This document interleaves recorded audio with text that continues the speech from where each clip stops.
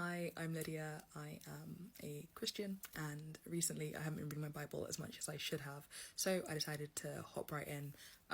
I've tried to read the full Bible a few times, but they've been futile attempts. I do really well and then I don't do really well. So I stopped off, I think, at Acts when I was reading, and I'm just going to skip a bit and I'm going to start at James, because if you start in unexpected places, you're more likely to finish. Don't quote me on that. That is just a hypothesis, which hopefully will be proved right at the end of this very slow journey, which I'll also be doing in French and Spanish, because I spent my whole life learning them and it feels so horrible to just lose them. I don't really practice them very much, so I thought if I read in those languages, which I'm better at Spanish, okay, I'm just better, please, my French is, I'm working on it, barely, which is why I'm here, partially, obviously, when I spread the word and all that jazz. So I'll also be reading it in English, and hopefully this will take half the time. So today I'm going to be reading James 1. Okay.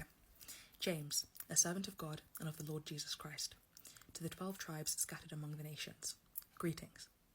Trials and temptations.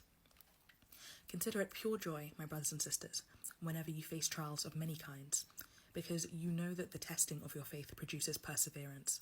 Let perseverance finish its work, so that you may be mature and complete, not lacking anything. If any of you lacks wisdom, you should ask God, who gives generously to all without finding fault, and it will be given to you. But when you ask, you must believe and not doubt, because the one who doubts is like a wave of the sea, blown and tossed in the wind. That person should not expect to receive anything from the Lord. Such a person is double-minded and unstable in all they do. Believers in humble circumstances ought to take pride in their high position, but the rich should take pride in their humiliation, since they will pass away like a wild flower. For the sun rises with scorching heat and withers the plant. Its blossom falls and its beauty is destroyed. In the same way, the rich will fade away even while they go about their business. Blessed is the one who perseveres under trial, because having stood the test, that person will receive the crown of life that the Lord has promised to those who love him. When tempted, no one should say, God is tempting me, for God cannot be tempted by evil, nor does he tempt anyone. But each person is tempted when they are dragged away by their own evil desire and enticed. Then, after desire has conceived, it gives birth to sin, and sin, when it is full grown, gives birth to death. Don't be deceived, my dear brothers and sisters. Every good and perfect gift is from above, coming down from the Father of the heavenly lights, who does not change like shifting shadows. He chose to give us birth through the word of truth, that we might be a kind of first fruits of all he created. Listening and doing. My dear brothers and sisters, take note of this. Everyone should be quick to listen, slow to speak, and slow to become angry, because human anger does not produce the righteousness that God desires.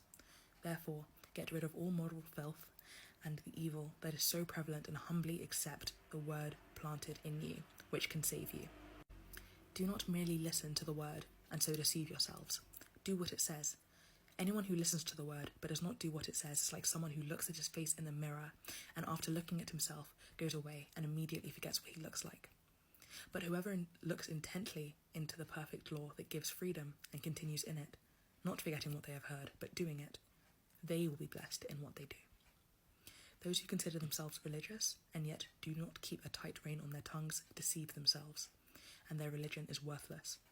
Religion that God our Father accepts as pure and faultless is this: to look after orphans and widows in their distress, and keep oneself from being polluted by the world.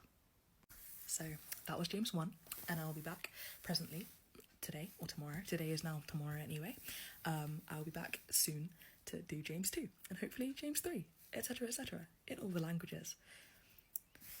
Yay. Thank you so much for watching, and God bless you.